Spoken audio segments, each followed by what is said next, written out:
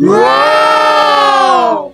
Ay guys, hindi pa natapos yung ating pinagawa yan. Ginawa natin, nag-renovate tayo sa baba, kaya pupunta ulit tayo ng Welcon. Ayan, pupunta ulit tayo. Alam mo naman, Welcon, nagtatanong guys, agad dito yun sa sa Welcon mama. kasi binili namin yung mga gamit na materials na ginagamit namin sa aming renovation sa baba. So nagkulang kami, so nandito kami ulit. Yung porcelain nyo po na 60 by 60. Porcelain daw. Porcelain. Ah, ito yung porcelain. Ito. Oh, tingnan mo, anak. Hindi, makikita namin dyan. Pag ganito, ito yung ceiling, di ba? Opo nga. O, yun ang sabi ni Dada na, ito yung binili kasi, asan na yun? Wala, ito. Yan, Isang ganito. isang piraso.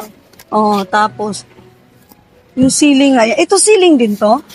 Wall yun, Sabi kasi ni Dada, plain daw na mabagay dyan na, ceiling na. plain na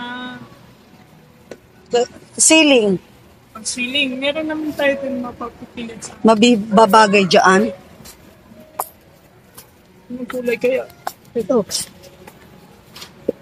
Gusto kasi niya plain, may design yan eh. Mayroon nga tayong makukuha plain ito doon, mag-check natin. Sige, kay video call ko to. Ayan guys, tapos na namin nabili ng aking binata. O, ayan, ang pogi kong driver. Ang aming mga pangangailangan dyan. Kaya yan, pababa at magkiklaim na tayo dito sa baba ng ating pinamili or in order dito sa Welcon. Bali, ilang items na to, nak? 1, 2, 3, 4, 5, 6, 7. Ito ba dalawa lang kukunin natin dito?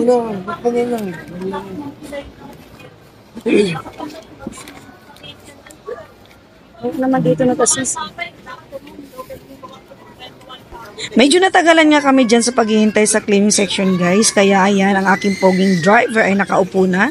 Pagod talaga yung aking binata guys kasi ginising ko lang talaga at naputol ang kanyang tulog. Butin lang tapos na kami at ito'y naghihintay na kami ng taxi. Since wala kaming nakitang taxi, nag-decide na ako na mag-book ng Grab. So ito na, nakapag-book na tayo at nandito na ako sa aming sinakyan. Aking sinakyan lang pala. Sabi ko sa aking binata ay susundan kami or wag niya kaming hiwalayan or mauna siya umuwi.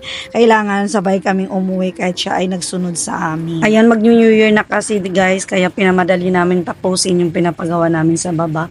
Ayan, tapos na ako nakapamili. Dito na naman tayo sa grocery store. Gawa nga ay meron tayong pagbibigyan ng 2 grocery pa.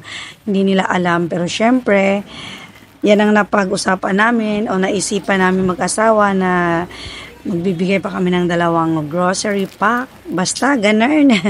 Ayan, nabilihan na rin natin yung ating dalaginding ng kanyang kulang o kayang mga pagkain na gusto niya. Kasi hindi nalabas talaga yung aking dalaga guys. Nasa loob lang ng bahay. Kaya pinagbibili ko na yung mga gustong-gusto niya makakain or anong gusto niyang kainin yon. Kaya yan, andito na kami. Ako lang pala sa grocery yan dahil iniwan ako ng aking binata dahil change oil ata sa kanyang motor. So, ayan. Pagkatapos ko dyan mag-grocery, guys, ay uuwi na tayo dahil sobrang pagod ko na talaga. Ayan. Merry Christmas and Happy New Year, everyone. Just sharing my life for today. God bless everyone.